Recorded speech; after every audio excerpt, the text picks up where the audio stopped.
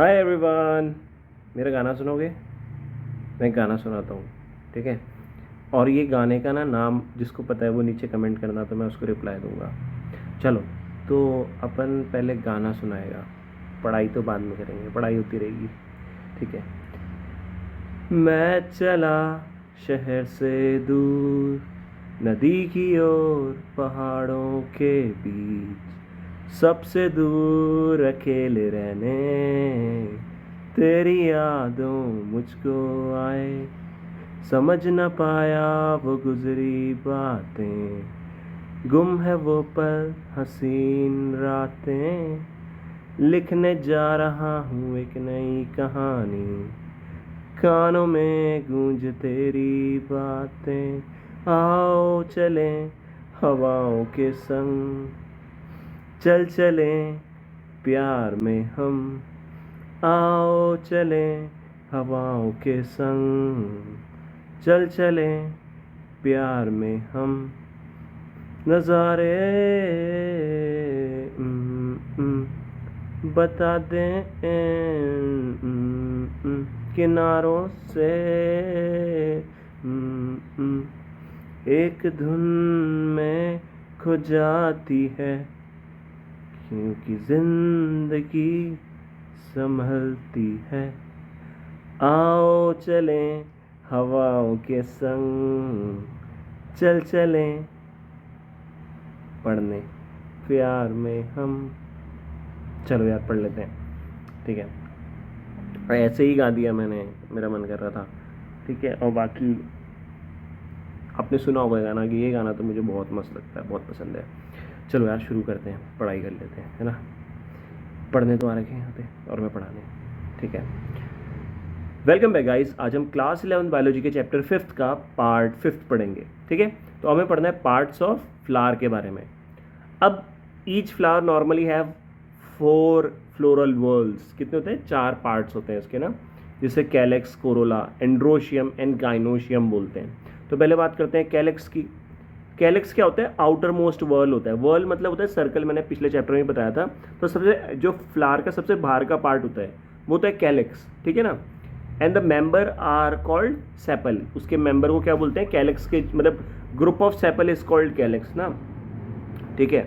तो जो कैलेक्स है वो ग्रीन कलर का होता है। कैलेक्स जनरली ग्रीन कलर का होता है, लीफ लाइक होता है और प्रोटेक्ट करता है फ्लावर को इन द बड स्टेज। जब फ्लावर बड स्टेज में रहता है ना, तो चारों तरफ से जो ग्रीन पार्ट होता है वही उसको प्रोटेक्ट करता है, और वही क्या है? हमारा सेपल है। कैलेक्स में भी गैमोसेपलस, कैलेक्स गैमोसेपलस हो सकता है, मतलब सेपल यूनाइट हो सकते हैं, यूनाइट मतलब मिले भी हो सकते हैं, और पॉलीसेपलस मतलब सेपल्स फ्री भी हो सकते हैं। तो यहाँ पे देखो गैमोसेपलस ये दिखा रखा है, ये ग्रीन पार्ट हो गया। तो ये क्या है? ग्रीन पार्ट ये पूरा का पूरा जुड़ा हुआ है, तो ये गैमोसेपलस है। और यहाँ पे ग्रीन पार्ट देखो है अलग अलग हो गए, तो ये क्या हो गया? पॉलीसेपलस मतलब सेपल्स फ्री, ठीक है। अब आता है कोरोला। तो जो कोरोला है is composed of petal. Corolla के अंदर क्या आते हैं? पेटल्स आते हैं। पेटल्स मतलब वो जो ब्राइट कलर्ड रहते हैं। Petals are usually bright colour to attract insect for pollination, pollination के लिए इंसेक्ट को अट्रैक्ट करता है। लाइक कैलेक्स, कोरोला में ऑल्सो बी गैमोपेटलस। गैमोपेटलस मतलब पेटल यूनाइट, और पॉलीपेटलस मतलब पेटल्स फ्री। तो पॉलीपेटलस अगर ये देखो तो देखो ये पेटल्स कैसे हैं? फ्री हो रखे हैं, अलग अलग हैं सारे ना। और गैमोपेटलस में देखो एक ही हो गया, ये पूरा यूनाइट है, जुड़ा हुआ है आपस में, ठीक है। The shape and colour of Corolla very greatly in plants. अब ये जो कोरोला है इसकी जो शेप है या इसका जो कलर है वो वेरी करता है ऑब्वियसली। कोरोला में भी tubular, bell shaped, funnel shaped और व्हील शेप भी हो सकता है, ठीक है। देन इसके बाद पढ़ते हैं एस्टिवेशन। अच्छा रुको, इससे पहले पार्ट्स ऑफ फ्लावर हो गया, ठीक है। ये पेडिसल हो गया नीचे की तरफ फ्लावर में, कैलेक्स हो गया, कोरोला हो गया। एंड्रोशियम, एंड्रोशियम मेल पार्ट होता है, ठीक है, जिसमें स्टेमन आता है, और गाइनोशियम फीमेल पार्ट होता है जिसमें कार्पल आता है, ठीक है। तो यहाँ पे क्या है? कैलेक्स मतलब सेपल हो गया, उसमें कोरोला मतलब पेटल हो गया, एंड्रोशियम मतलब स्टेमन, और गाइनोशियम मतलब कार्पल, ठीक है। अब एस्टिवेशन देखते हैं। The mode of arrangement of sepal और petal in floral bud with respect to the other members of the same whorl is known as estivation। तो एस्टिवेशन का मतलब क्या होता है कि बर्ड, जब फ्लोरल बर्ड रहती है उस टाइम पे सेपल और पेटल का अरेंजमेंट कैसा है with respect to the member of same whorl, मतलब सेपल के साथ कैसा अरेंजमेंट है, पेटल के साथ किस तरीके से अरेंजमेंट है, उसको बोला जाता है aestivation. The main type of aestivation are valvate, twisted, imbricate और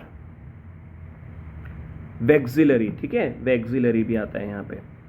अब व्हेन सेपल और petal in whorl just touch, sepal और पेटल जो रहते हैं वर्ल में जस्ट टच रहते हैं, ऐसे बस जस्ट टच हो रहे हैं one another at the margin without overlapping, और इनमें ओवरलैपिंग नहीं हो रही है, ये ऐसे जस्ट टच हो रहे हैं।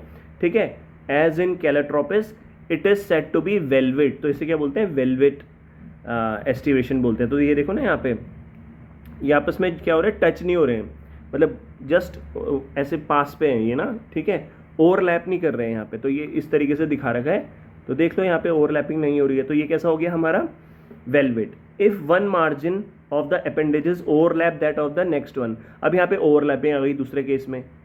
ठीक है, एक दूसरे को क्या कर रहा है, ओवरलैप कर रहा है। As on so on as in China rose, lady fingers and cotton, it is called twisted, तो ये ट्विस्टेड हो जाएगा ये वाला। तो यहाँ पे देखो ये इसके ऊपर आ गया ना, मतलब ये ओवरलैप कर रहा है, इसको ओवरलैप कर रहा है, तो ये यहाँ पे दिखा रखा है ओवरलैपिंग हो रही है, तो ये ट्विस्टेड हो गया। If the margin of sepal और petal overlap one another but not in any particular direction, अब तीसरा केस क्या है, हाँ ओवरलैपिंग हो रही है बट एक पर्टिकुलर डायरेक्शन में नहीं हो रही है।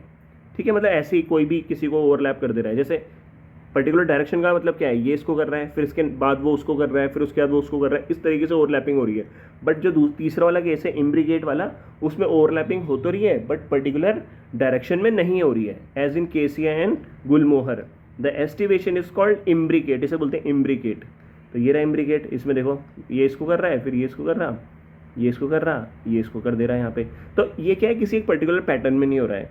In pea and bean flower there are 5 petals, अब ये इंपॉर्टेंट है, पी और बीन फ्लावर में कितने पेटल्स हैं, 5 पेटल्स हैं। द लार्जेस्ट वाले पेटल को क्या बोलते हैं, स्टैंडर्ड। ठीक है, ओवरलैप द 2 लेटरल पेटल्स जिसे बोलते हैं विंग्स। तो 5 क्या है, पेटल्स हैं, उनमें से जो हमारी सबसे बड़ी वाली पेटल है उसे बोलते हैं स्टैंडर्ड पेटल।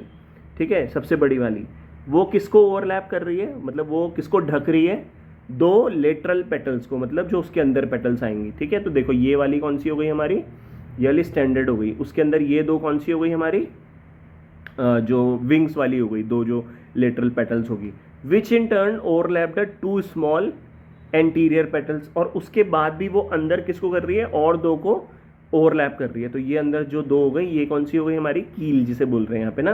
तो सबसे पहले क्या आ गई, सबसे पहले आ गई यहाँ पे, अगर मैं रिकॉल करूँ, स्टैंडर्ड, देन विंग्स, ठीक है, देन हो गई क्या हमारी कील। ठीक है, this type of aestivation is known as vexillary और पेपिलोनेसियस, क्या बोलते हैं, पेपिलोनेसियस। ठीक है, तो ये हमारा क्या हो गया, एस्टिवेशन हो गया। अब हमें बात करनी है किसकी, एंड्रोशियम की। एंड्रोशियम मतलब क्या होता है, मेल पार्ट होता है। ठीक है, okay, androecium is composed of स्टेमन। Androecium में क्या आता है, स्टेमन आता है, और each स्टेमन with respect which represent the male reproductive organ, इसमें मेल रिप्रोडक्टिव ऑर्गन हो जाएगा, कंसिस्टिंग ऑफ ए स्टॉक और फिलामेंट एंड एन एंथर। ठीक है, तो इस तरीके से होगा, ये एंथर है, ठीक है, और ये ऐसे करके निकल रहा है, ये क्या हो गया, फिलामेंट। तो इसको मिला के क्या बोला जाता है, इस पूरे स्ट्रक्चर को, इसको बोलते हैं स्टेमन। ठीक है, each anther is usually bilobed. अब एंथर बाइलोब्ड होता है, लोब मतलब होता है पार्ट, तो स्टेमन कैसा होता है, 2 लोब वाला होता है। And each lobe have 2 chambers, the pollen sac जिसे बोलते हैं पोलन सैक। ठीक है, और pollen grains are produce in pollen sac. तो ये इसको देखो, ये मैंने एंथर को ऐसे करके कट करके देख रहा हूँ। ठीक है, कट किया मैंने, अब मैं यहाँ पे देख रहा हूँ, तो मुझे यहाँ पे क्या दिख रहा है, ये देखो, इधर से लेके इधर तक, ये इधर वाला, और इधर से लेके इधर तक, ये वाला 2 लोब हो गए, एक लोब ये हो गया, दूसरा लोब ये हो गया। ठीक है, हर लोब के अंदर देखोगे 2 चैम्बर होंगे, एक चैम्बर ये है, दूसरा चैम्बर ये है, इस लोब में ये चैम्बर ये है, दूसरा चैम्बर ये है।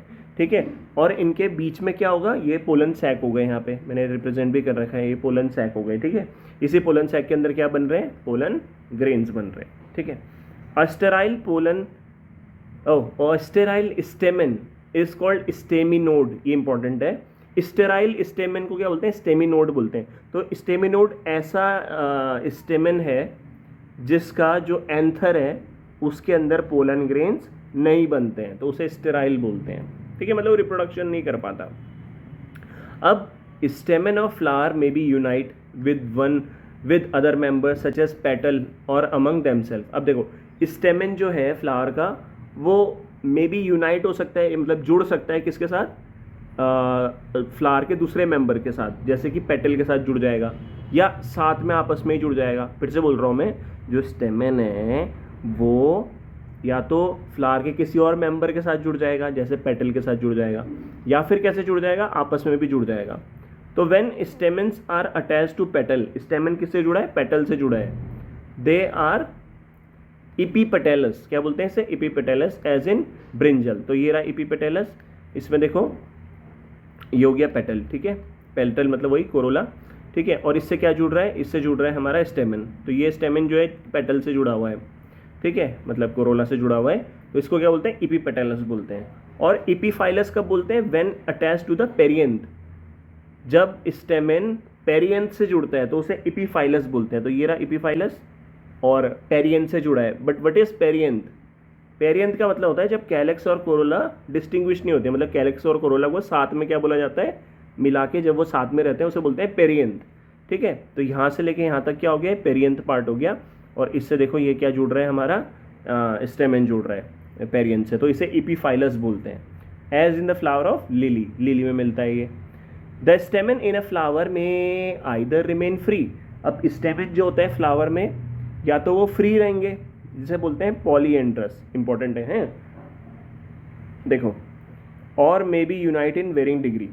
स्टेमन जो है, स्टेमन नहीं लिखा है वहाँ पे, स्टेमेंस लिखा है, मतलब किसी फ्लावर में जब बहुत सारे स्टेमेंस फ्री हैं, ठीक है, किसी से आपस में वो जुड़े हुए नहीं हैं, तो उसे पॉलीएंड्रस बोलते हैं, ठीक है, जुड़ा हुआ नहीं है।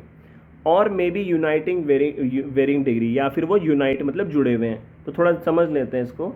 The स्टेमन may be united into one branch, one bunch और वन बंडल, मतलब सारे के सारे जो स्टेमन है वो ऐसे एक बंडल में जुड़ जाएंगे, तो उसे बोलते हैं मोनोएडेल्फस, एज इन चाइना रोज। और ये रहा देखो मोनोएडेल्फस, इसमें एक ही बंडल में है ये पूरा, तो ये क्या हो गया, ये एग्जाम्पल हो गया किसका, मोनोएडेल्फस का। और टू बंडल्स में अगर है तो उसे बोलते हैं डायडेल्फस, ये डायडेल्फस का हो गया, एक बंडल ये हो गया, दूसरा ये पूरा का पूरा ये बंडल हो गया, ठीक है। डायडेल्फस का क्या है, पी है एग्जाम्पल।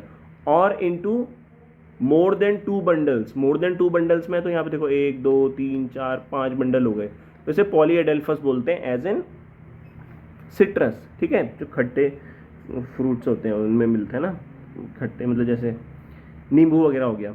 तो there may be a variation in the length of filament. अब जो देखो ऐसे ना, ये स्टेमन, ये क्या हो गया हमारा, ये हो गया फिलामेंट, ये क्या हो गया एंथर, एंथर और फिलामेंट को मिला के क्या बोला जाता है, स्टेमन। तो क्या होता है, जो लेंथ है ना फिलामेंट की वो भी वेरी करती है फ्लावर्स में ना, as in salvia and mustard, ठीक है, मतलब लेंथ अलग अलग हो सकती है।